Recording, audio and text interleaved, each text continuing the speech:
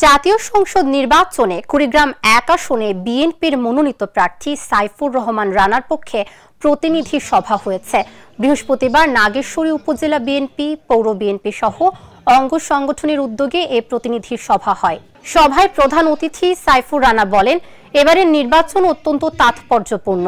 নির্বাচনে বিজয়ী হতে দলের সব নেতাকর্মীকে ঐক্যবদ্ধ থেকে কাজ করতে হবে। নাগেশ্বরী উপজেলা বিএনপির সাবেক সভাপতি নূর নবী হক দুলালের সভাপতিত্বে এ সময় আরো বক্তব্য দেন কুড়িগ্রাম পৌরসভার সাবেক মেয়র আবু বক্কর সিদ্দিক, পৌর বিএনপির সদস্য সচিব আজিজুল হক, নাগেশ্বরী উপজেলা বিএনপির যুগ্ম আহ্বায়ক মকবুল হোসেন সহ অনেকে। সামনের দিনগুলোতে আমরা এগিয়ে যাব এই প্রত্যাশা আমরা রাখছি এবং যারা উপস্থিত হয়েছেন